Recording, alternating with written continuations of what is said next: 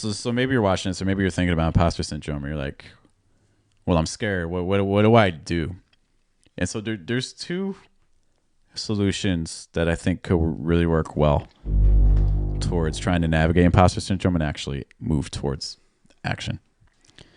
The first thing is we need to adjust your self-talk, because right now the self-talk is negative, and the self-talk is going to prevent you from doing what you need to do. And self-talk looks like things like, I'm not good enough, I'm not qualified, someone else would do it better. Like those are all forms of self-talk.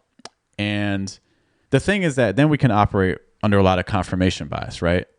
Because then we can, for instance, look at other people like, oh, they have the credential and they did that, so that makes sense. So we're looking for situations in the world that confirm our belief, right? So what we need to do is we need to change self-talk. Well, how do you change the self-talk? Well, the mind hates cognitive dissonance. Hates it. It's trying to constantly rectify the situation when it occurs. So we need to start challenging the self-talk. And it's not going to happen overnight. We have to do baby steps. So I'll give an example with my communication students. My communication students will say, oh, I have a heavy accent. I can't sound natural. So what we do is we pick one specific thing. Like maybe we'll do something related to pitch, or maybe we'll do something related to like linking words together. And so then we'll just do exercises. And generally by the end of class, they're performing better than they were at the start of class.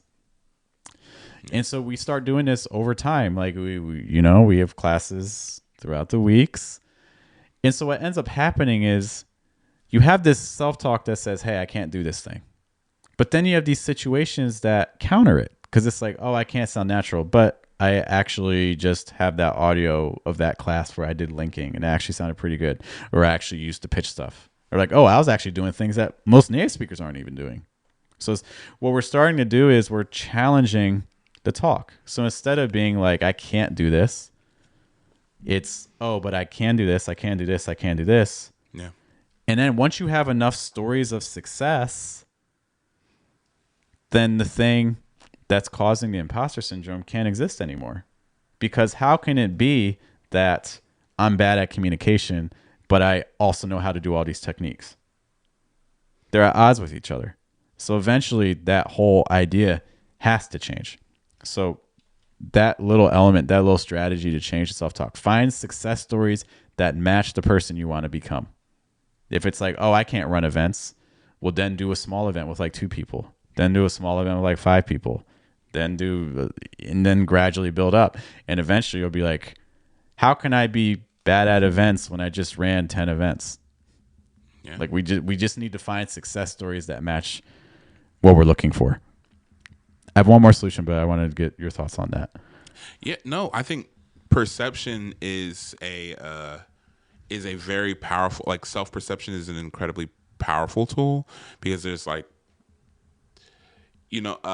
a poet, Ephraim, came like this a couple years ago for a show. He came into town, and one of the things that he said, he was just like, man, like I just have to. Okay, it's gonna sound pejorative because it's not like insulting. It's not supposed to be. I'm not saying it insultingly, but he was just like, I just have to have the confidence of a bad poet.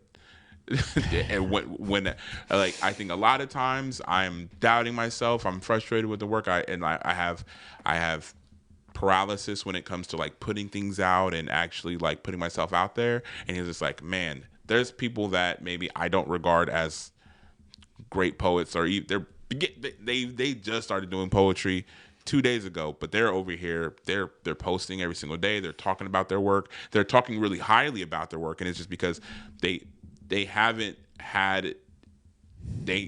absorbed the criticism of maybe the entirety of the world, or not entirety of the world, maybe their community or what have you, around whether or not they should or should not put out work. You know what I mean? Yeah. And like that has a lot to do with like kind of the story that they've told themselves about their work. You know what I mean? The story that, whatever story that somebody else has about your work doesn't matter nearly as much as the story that you have about your work. Yeah. There's a story that what you believe about what you're doing. And if you can shift that perception, and again, it's easy to be like, oh, it's just a decision, just decide that you're great. But like, no, like something that's a lot more practical is like, okay, prove to yourself in small margins, like in small marginal spaces.